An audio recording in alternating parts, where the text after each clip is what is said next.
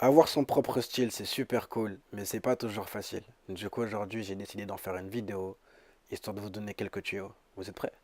On y va. Je vais vous donner des astuces pour que vous créez votre propre style. Give it to me right side up, oh baby, yeah. Give it to me right side up. Girl, you know I like my stuff. See that shit, give it to me right side up. Première chose que je vais dire, c'est super important, ouvrez grand vos oreilles. Il n'y a absolument pas besoin de gros budget pour avoir du style. L'argent et le style n'ont absolument rien à voir. Quand je dis rien à voir, c'est rien à voir. Tu peux être une personne qui met pas beaucoup d'argent dans son style, pas beaucoup d'argent dans ses vêtements, mais qui les choisit très bien, qui les porte surtout très bien, et avoir beaucoup plus de style que la personne qui va acheter des trucs très chers et mal les porter. Un produit de luxe, plus un produit de luxe, plus un produit de luxe ne donne pas forcément l'image d'une personne luxueuse. Le principe de rotation. Le principe de rotation, c'est ne vous fixez pas sur un style donné, ne rentrez pas dans une case. En 2018, c'est la variété. Il y a trop de choses, tu peux pas rester concentré sur un style. Élargissez vos horizons.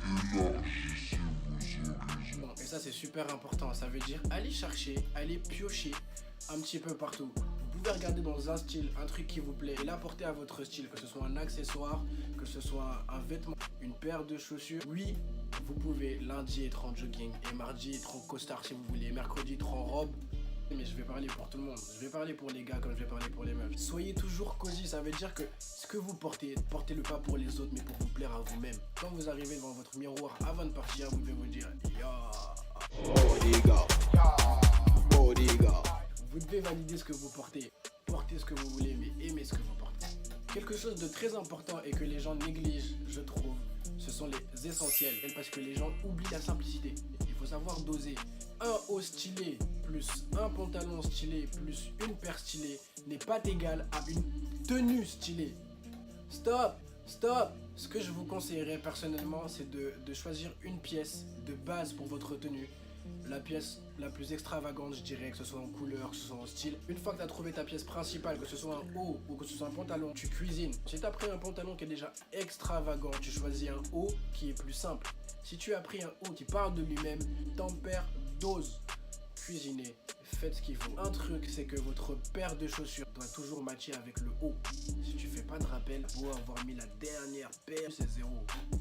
À moins que, petite exception, si vous faites une tenue tout blanc ou une tenue tout noir, là tu peux mettre une paire d'une autre couleur. Mais si tu fais ça, il faut savoir que le premier regard qui va se porter sur toi, ce sera un bas sur la paire de chaussures. Si vous souhaitez créer des tenues variées, qui soient un peu old school, vibe US, Cali, tout ça, conseil, c'est les garde-robes de vos parents.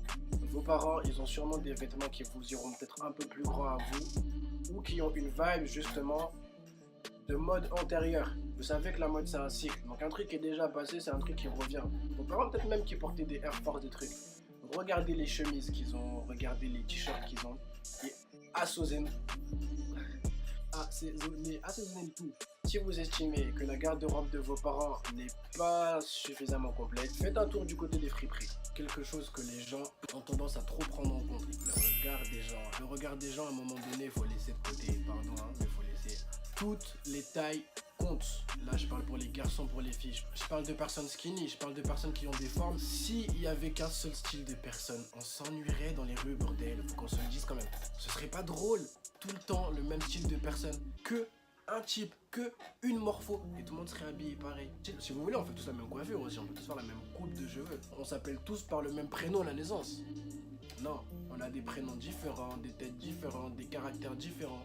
C'est pas pour être pareil dans la rue. S'il vous plaît, épousez vos formes. Super important. Ce qui est pas forcément facile, ça va être de trouver des vêtements qui vont habiller vos courbes et qui rendront bien.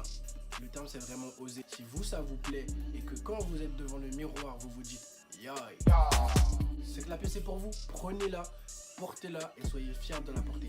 Mais gars, c'est pareil, peu importe ce que vous allez porter, avant de quitter chez vous, quand vous passez devant le miroir et que vous vous voyez, il faut que votre personne vous inspire avant que vous puissiez inspirer qui que ce soit d'autre. Donc osez porter ce qui vous plaît, osez porter ce qui vous fait plaisir. Et les bails de ce vêtement n'est pas pour toi, cette coupe n'est pas pour toi, ça c'est trop sexy. Est-ce qu'on leur demande de ce qu'ils veulent porter? On s'en fout, qu'ils portent ce qu'ils veulent, portez ce que vous voulez. Après, si je peux donner juste un conseil, ne soyez pas vulgaire. Sexy ne veut pas dire vulgaire. Oser ne veut pas dire vulgaire. Vous pouvez même être provoquant sans être vulgaire. Un vêtement ne vous rendra jamais vulgaire.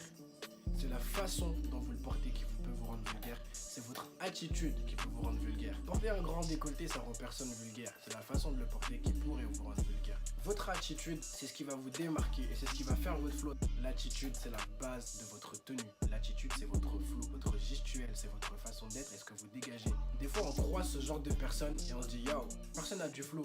Et ça, avant tout, c'est pas ses vêtements. La première chose, c'est ce que la personne va dégager, c'est son énergie. C'est là que ça devient vraiment intéressant parce qu'on rentre vraiment dans le sujet le plus profond et travailler ce que vous dégagez. Sans pour autant vous prendre la tête. On parle pas d'en faire plus, on parle pas de se mettre en avant particulièrement. Soyez fidèle à vous-même, votre image, à votre personnalité. Ouvrez-vous, mais libérez-vous du regard des gens. Appréciez-vous. Quand vous sortez, je vous ai dit, sortez plus jamais sans vous dire wow, ça pète. Une fois que vous aurez tout ça, qu'est-ce que je suis en train de faire? En tout cas, prenez soin de vous en premier. Maintenant, il faut qu'on parle des tendances.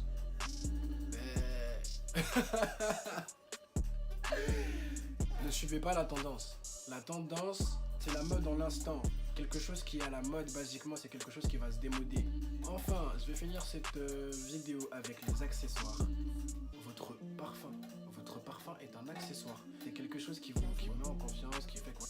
Vous sentez bon, on est prêt. Comme on a dit, il faut doser.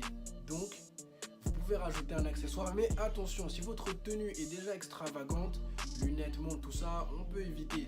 Yeah, et du coup, voilà, j'espère que la vidéo vous a plu. Dites-moi si vous voulez que je fasse plus de vidéos mode, si on continue dans cette optique, si ça vous plaît, si ça vous aide, si c'est utile. Posez-moi vos questions, je suis là pour répondre à tout ça. Inspirez-vous, mais arrêtez d'idolâtrer ce que vous voyez sur Instagram. Arrêtez d'idolâtrer les corps que vous voyez sur Instagram, les filles. Les gars, arrêtez d'idolâtrer les gars que vous voyez et vous vous dites waouh, trop de flow, je pourrais jamais le faire. Stop, tous les flows ne conviennent pas à tout le monde, tout n'est pas pour tout le monde.